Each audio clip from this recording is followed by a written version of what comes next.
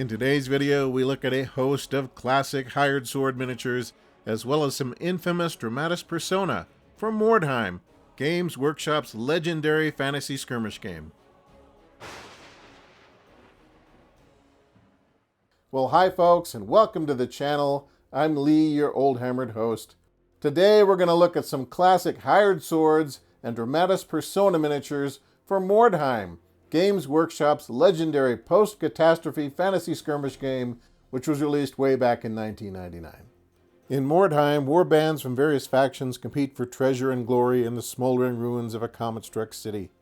These factions range from human mercenary warbands hailing from regions such as Reichland, Marienburg, and Mordheim, among others, to fanatical witch hunters and devout sisters of Sigmar, shambling undead and skittering skaven, and a host of other contingents including chaos cultists, dwarf treasure hunters, beastmen, pit fighters, amazons, and more. After players have selected their factions and kitted out their fighters, they then have the option of beefing up their warband rosters with hired swords, or, if they can find them, one of the famous or infamous Mordheim denizens who fall under the category of Dramatis Personae. I actually have several Mordheim hired swords and Dramatis Personae in the collection, some of which I was unaware of until recently because they were mixed in with the regular Warhammer Fantasy figs.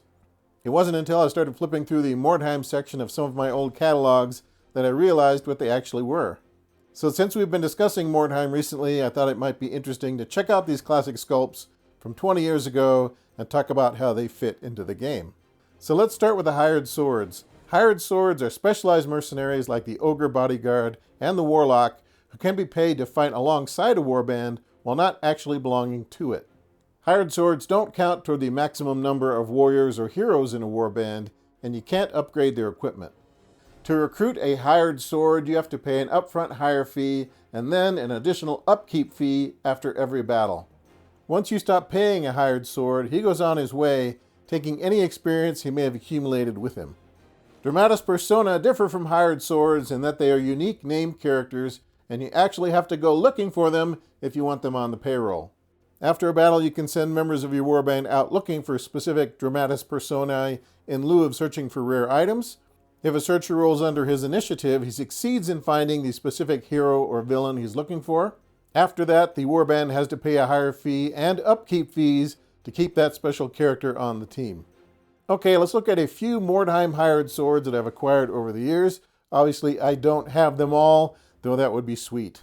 So here's the Ogre Bodyguard, a living mountain of muscle who will work for almost anyone, except Skaven apparently. I guess he doesn't like rats.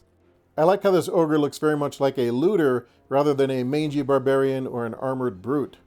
Next we have the Warlocks, who are essentially mercenary magic users. And as spellcasters, they obviously can't work for witch hunters or sisters of Sigmar, since both groups would like to set them on fire. This figure here is a regular Mordheim Warlock, and I think there were two different versions of regular Warlocks in the Mordheim line.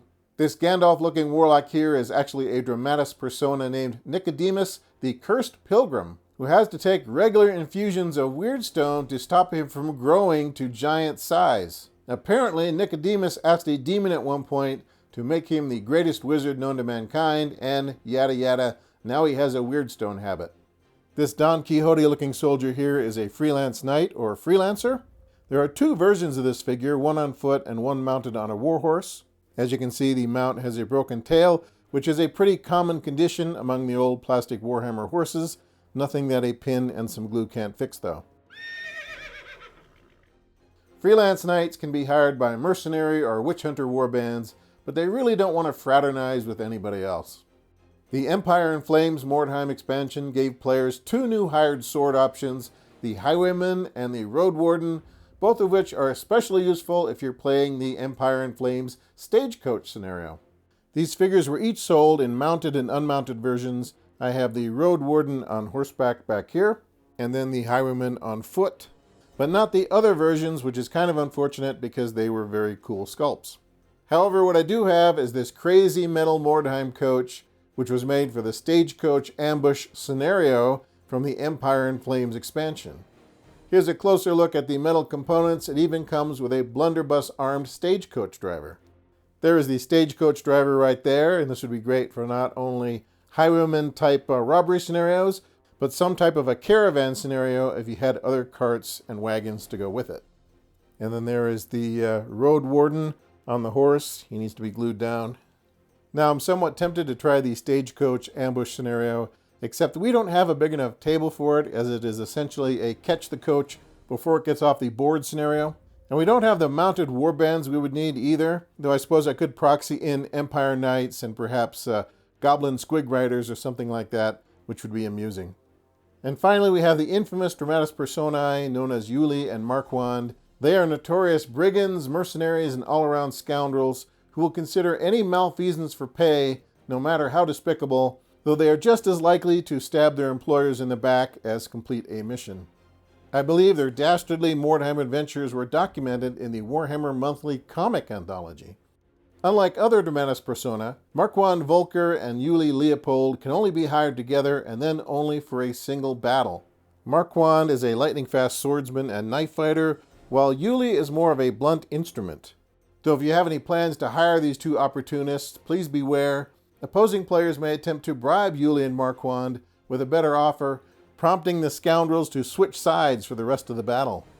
Okay folks, that is a wrap on today's look at hired swords and Dramatis Personae from Mordheim, the classic fantasy skirmish game from GW.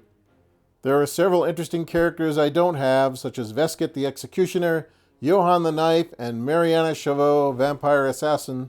But I am happy to have rounded up the hired swords and Dramatis Personae I do have. The Highwayman, for example, was hiding in a drawer full of pirates, while the mounted freelancer was in a miniature triage box waiting for horsetail surgery. So I guess we better take care of that. Thank you very much for stopping by today. If you have any thoughts, questions, or conspiracy theories, please leave a note in the comment section. We always like to know what you're thinking. We'll be back with another video before you know it. But until then, take care of yourselves, and we'll see you next time.